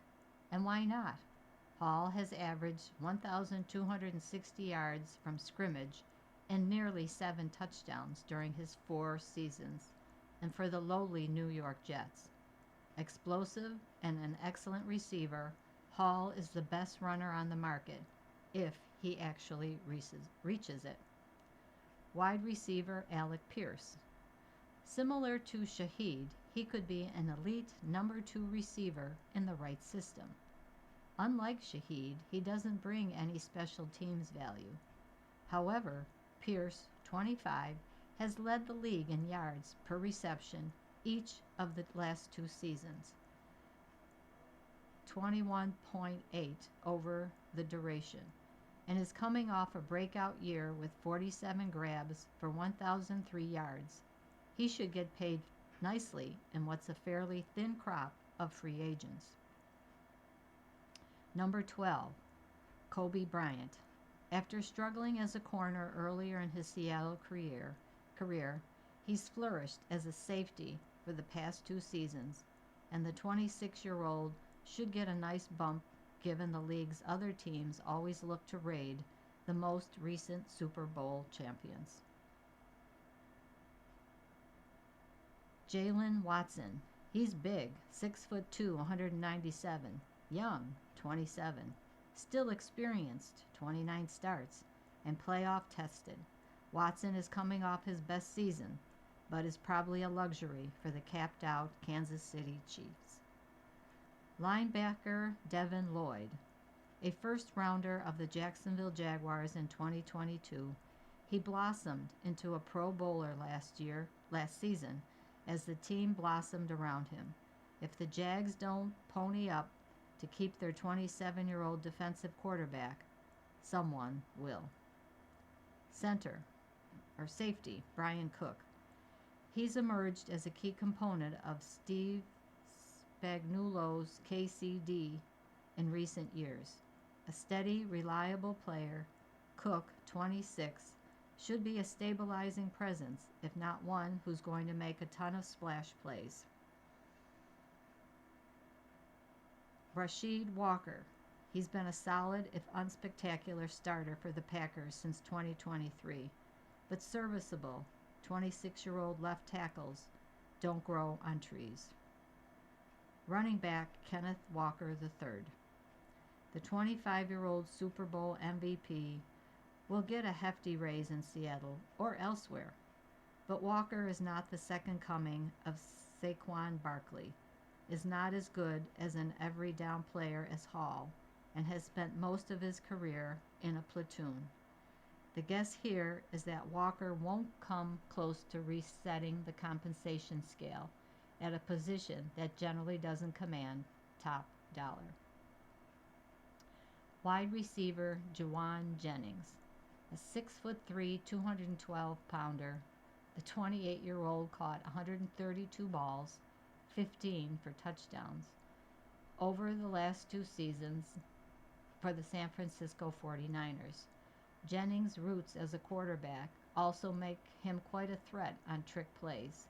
He's also the proverbial dog that some locker rooms covet and others won't. Wide receiver Mike Evans. He will be 33 by week 1 and is coming off the worst of his 12 NFL seasons. But the 6'5" and 231 pounds don't fade like speed does, and a healthy Evans should be a dangerous offensive weapon and top-tier leader again in 2026, whether it's for the Tampa Bay Buccaneers or someone else. Offensive linebacker Khalil Mack. Mack will be 35 by next week and is coming off perhaps the worst of his 12 NFL seasons.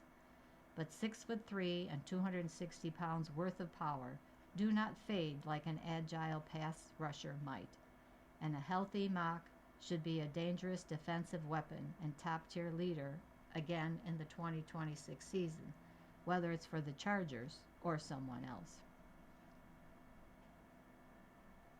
CB Nahshon Wright. Although he's already 27, he's hardly a finished product. He's also 6'4", 199-pound corner who led the NFL with 8 takeaways 5 interceptions, 3 fumble recoveries. After becoming a surprise starter and a surprise first-time Pro Bowler for the Chicago Bears, the upside and production spike are going to make Wright rich. Wide receiver Romeo Doubs.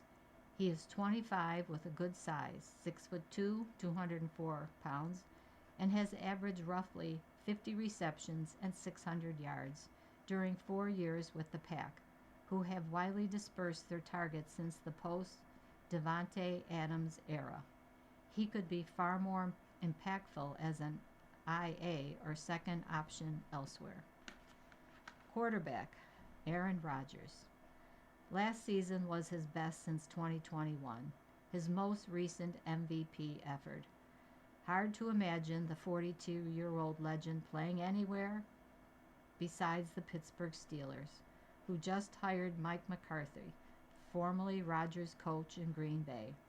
But again, monitor the Vikings as a possible dark horse. Safety Cameron Curl. The kind of versatile defensive back any defense wants. Able to play deep in the box or in the slot. Only 26, Curl already has 86 starts split between Washington and the Los Angeles Rams. Defensive end Joey Bosa. Bosa will be 31 this season and has a checkered injury history. But Bosa's 2025 campaign with the Buffalo Bills was his best since 2021. He had 5 sacks and 43 pressures in 15 games and led the league with 5 forced fumbles. Bosa would be wise to find a home where his snaps could be maximized but limited. Wide receiver Wan'Dale Robinson. He may be 5'8" and 185 pounds, but the 25-year-old was targeted 140 times each of the last 2 years with the New York Giants and posted his first 1,000-yard season in 2025. Robinson isn't a number 1 receiver either. Doesn't mean he won't heavily impact his next offense. This is the life section. Morgan and Radcliffe get NBC family back together for Reggie. Name a more chaotic duo than Tracy Morgan and Daniel Radcliffe. Well, wait. The Saturday Night Live Funny Man and Harry Potter Wizard have teamed up for NBC's delightfully absurd The Fall and Rise of Reggie Dinkins, which premieres February 23rd, 8 Eastern Time, before moving to Mondays at 8:30 Eastern Time on March 2nd. The sitcom follows an outrageous ex-football star named Reggie Morgan as he forges an unlikely bond with Arthur Radcliffe, a neurotic filmmaker whose task was making a documentary about his life. We're like Lucille Ball and Desi Arnaz, Morgan proclaims to USA Today, seated in an office at 30 Rockefeller Plaza on a recent morning. You feel the chemistry. In real life, do you see it? You better say yes, Radcliffe says winkingly. We're not leaving here until you say yes. Reggie Dinkins reunites Morgan with 30 Rock producer Tina Fey and writer Sam Means, who co-created the series with Robert Carlock. Tracy came to us a little while ago and was interested in getting the band back together, Means explains. Of course, we leaped at the chance because Tracy is uniquely hilarious and someone we love working with. The show exists loosely in the 30 Rock universe, and die-hard fans will pick up on callbacks and cameos from Fey's Emmy-winning sitcom. But Morgan isn't one to spoil any specific jokes or Easter eggs. I'm not giving you that. It's got to be a pleasant surprise, he says playfully. I don't care if you're a reporter. I want you to get the popcorn and the goobers and watch. Morgan, 57, and Radcliffe, 36, tell us more about their odd couple comedy. This interview has been edited and condensed for clarity. Question: what do you recall about the first time you met? Radcliffe: we met at the table read, and you said something to me that I'm pretty sure I shouldn't say, but it was funny. Morgan: you know how much a polar bear weighs. Enough to break the ice. Radcliffe: that was not the joke he made. It was different. But I remember Tracy had all the actors and writers over to his house the night before we started filming. Morgan: we sat around and ate. Let's break bread. I wanted us to feel like a family. Reggie has a football made from the original Miss Piggy. What's the craziest impulse purchase you've ever made? Morgan: I spent $4 million on a LaFerrari. Radcliffe: can we talk about the glass from the Titanic? How did you get that? Morgan: I was on 30 Rock when I got it. I won it in an auction. I also have one of Michael Jackson's gloves in my living room. I paid like $100,000 to get it. How many people could say that? Radcliffe: your house could be a museum. Morgan: I've got my book of life. I did Finding Your Roots on PBS, and that's when I found out Nas was my third cousin. That is the most precious thing besides my children in my life. And I got hit by a truck in 2014. I wanted to know who I was before I leave this earth, so I found everything out. Radcliffe: he has many exotic fish, a piranha tank in the pool table. When I came to your house, you pointed at the tank on the wall and said, everything in that is deadly. Morgan: I have a 20,000-gallon shark tank in my backyard. I like to hoard things that could possibly kill me, he laughs. I have 3 cone snails, 1 out in the shark tank, and 2 inside the house that are my daughters. It's the deadliest thing on the planet, but there's no cure. It could kill a blue whale, and I have 3 of them. Who's a 30 Rock character you'd like to see come into the fold in a potential season 2? Radcliffe: Dr. Spaceman could be fun. Morgan: Dr. Spaceman was my guy, but my best episode is when I got to sing with Gladys Knight. I love that episode. And Werewolf Bar Mitzvah. Radcliffe: what about if Kenneth Jack McBrayer could come in? Morgan: I'd love him to make an appearance. That's NBC Family. When you had Tracy and Kenneth together, that was crazy. But I've teamed up with some good people. These are folks like Tina and Robert. They know how to use humor. Radcliffe: they write for you so brilliantly, and they pick up on stuff from your life that you just mentioned to the writers. Morgan: all I've got to do is say stuff, and it appears in the script. Have you ever been asked to make a documentary about your lives? Morgan: I've been approached, but I'm still writing my book. I don't think I'm ready to do that. When I'm older and I see life in a different perspective, maybe. I've been hit by trucks and stuff.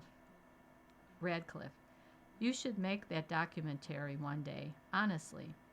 Morgan: yeah, but I'm still living it. I've got a brand new TV show. Which actor would you want to play you in a biopic? Morgan: Michael B. Jordan. Radcliffe: hell yeah. Obviously, Elijah Wood would play me. We get mixed up a lot. Morgan: you don't want Anthony Perkins? Is he still around? Clarice, put the lotion in the basket. Radcliffe: wait, Anthony Hopkins? You know what? Yes, I want Anthony Hopkins to play me in the biography, starting from childhood. But no one's asked, and I won't be making one. Top model documentary reveals serious accusations behind the scenes. America's Next Top Model is remembered for its antics, its drama, and the time Tyra Banks shouted, "We were rooting for you."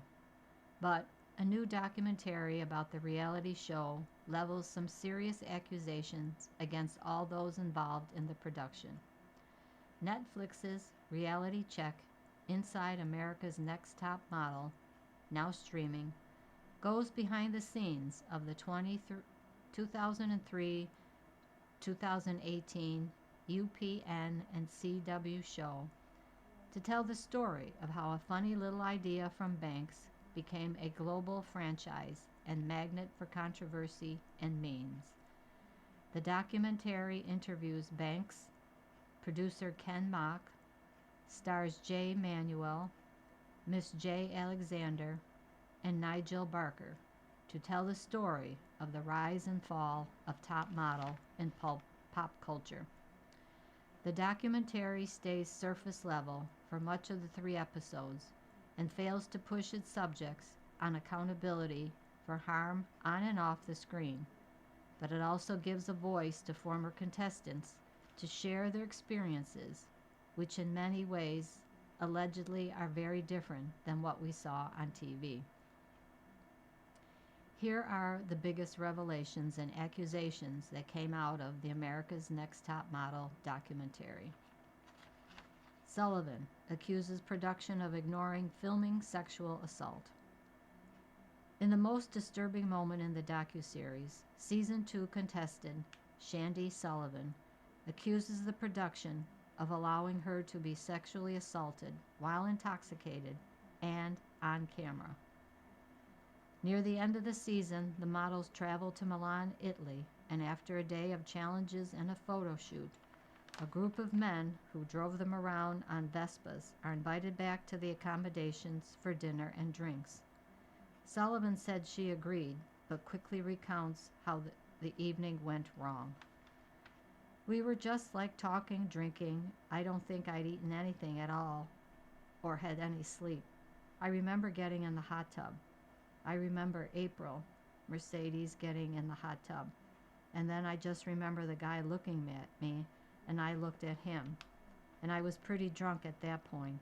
Everything kind of after that is just a blur. Over 2 of the episodes of the documentary, Sullivan recounts her experience of alleged sexual assault through tears. I remember him on top of me. I was blacked out. No one did anything to stop it, and it all got filmed, all of it. I was hammered. I think I had 2 bottles of wine by myself. I just remember like little bits and pieces. He threw me in the shower, and then just sitting in the shower, and then we were in the bed. I was blacked out a lot. I didn't even feel sex happening. I just knew it was happening, and then I passed out, she said. Sullivan said the event was filmed and partially shown on TV. When the documentary producers asked Sullivan if she believed the top model producers should have done something to stop it, she said they should have. What they did instead was frame the incident as Sullivan cheating on her boyfriend back home, and they filmed her calling him to explain the incident. On screen in the original Top Model episode, you can hear Sullivan say, "I just want to die," the morning after the alleged assault, when she realized what has happened. When asked about the alleged assault, Banks, Manuel, Alexander, and Mock all refused to answer specific questions or take any responsibility, saying that story and productions were made decisions about the incident. Joni and Danielle felt manipulated into dental work. In season 6, Banks and the producers sent 2 contestants with imperfect smiles to the dentist to make changes to their teeth permanently. Joni Sprague and Danielle Evans both were sent to the dentist as part of the makeover portion of the season, which usually focused more on the contestants' haircuts and color rather than irreversible cosmetic changes. Sprague had a snaggletooth, and Evans had a gap between the 2 front teeth. Sprague initially consented and had major dental surgery, which included the removal of some teeth and filing down of others. She memorably is shown on camera with uneven teeth in a state of distress. Evans initially refuses the work until she eventually returns to have her gap fixed after massive pressure from Banks. Both reflect on their experience and say they felt manipulated and vulnerable. They were not permitted to consult with friends or family on the decision and felt they would be eliminated from the competition if they did not consent. Evans, in particularly, harbors deep resentment and anger. Sprague says she has permanent dental problems. There's still a bite issue that will never be fixed.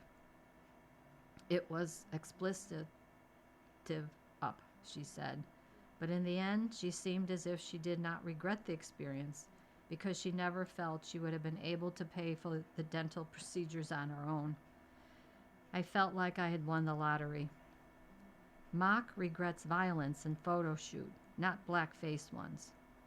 The documentary goes through the history of the most outrageous and controversial photo shoots Top Model put its contestants through, including those that caused hypothermia in a pool or saw contestants in a giant salad.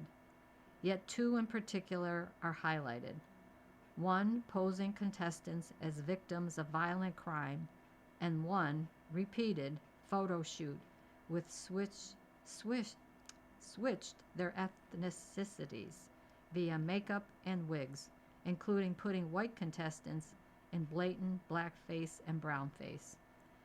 Banks, Mock, Alexander, Manuel, and Barker do not express regret or apology over the race-swapping photo shoots done in seasons 4 and 13.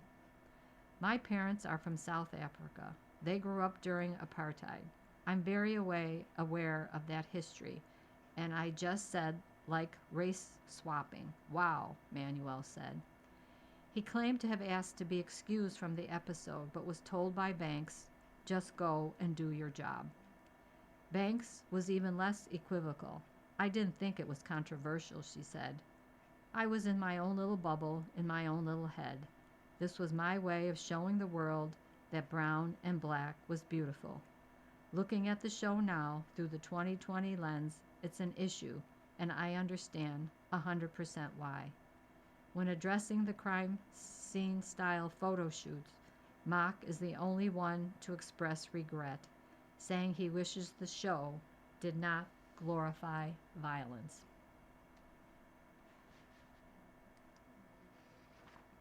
Leslie Jones is a dream commentator at Serrano's show. Marry me now, so hot. Leslie Jones became the unofficial commentator of the runway, uninhibited in voicing her every thought and leaving the eclectic A-listers of the Christian Siriano front row in hysterics throughout much of his New York Fashion Week show. The Saturday Night Live alum, seated between singer Monica and the resident star Uzo Aduba, widened her eyes, diligently recorded on her phone, and cheered on a parade of models February 12th at the show in a Chelsea industrial space. When model Lauren Chan strutted toward her in a cinched blazer and not much else, Jones yelled out for her to marry her, mouth agape in awe as Chan gave her a flirty wave. Jones posted about the show and her excitement was palpable. Yo, when I say good times was had, she captioned in an Instagram video after the festivities. Me and Monica Denise had so much fun at Serrano's show. It was so beautiful, very sexy. Rounding out the front row were a cast of stars that only Serrano could pull together in one room.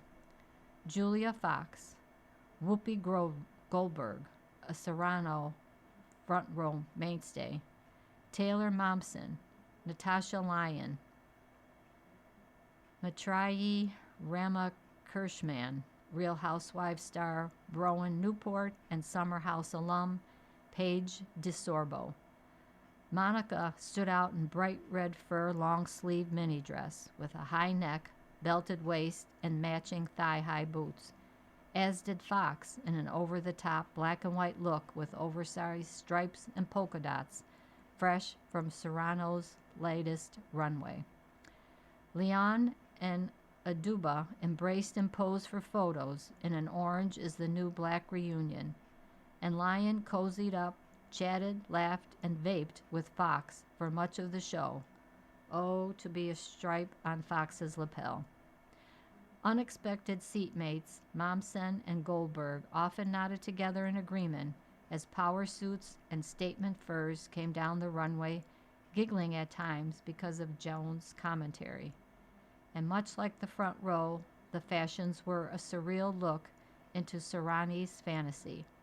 The Fall-Winter 2026 collection danced on the borderline between dream and reality, conscious and unconscious, according to Serrano's show notes. Wasabi green, which has quickly become cemented as a color to watch on the runways this week, popped up in the form of dresses and a sexy bolero and skirt set. Soft feathery coats and jackets were juxtaposed against spiky feathered accents on dress hems and sleeves. The hair, done in collaboration with Tresemme and head hairstylist Lacey Redway, became the accessory of almost every look, wrapped around each model's neck like a thick choker. Serrano's muse and top model Coco Rocha opened and closed the show, owning the catwalk in a zip-up black jacket with exaggerated sleeves and matching tailored wide-leg trousers at the beginning, and posing dramatically in a voluminous strapless ombre gown with shades of green, teal, and deep purple. Steamy Wuthering Heights is dark, emotional, but not explicit. Spoiler alert, we're discussing minor details about the new movie Wuthering Heights. Stop reading now if you want to go in cold. In Saltburn, director Emerald Fennell made crowds consider whether they'd drink the bathwater.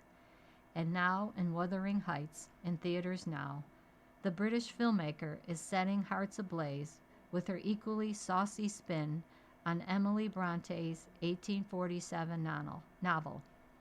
Set to a throbbing pop soundtrack by Charlie XCX, the lurid drama leans into the sadomasochism of Bronte's original book, with hot-blooded adaptations that would make your high school English teacher's eyes roll back. Although Wuthering Heights is widely regarded as a literary masterpiece, there are elements of the new movie that might not be suitable for all audiences. Here's what you need to know before you go. What is Wuthering Heights about? Set in 18th century England, Wuthering Heights follows a willful young woman named Catherine Earnshaw, played by Margot Robbie, who longs for her childhood friend, the ruggedly handsome Heathcliff, played by Jacob Elordi.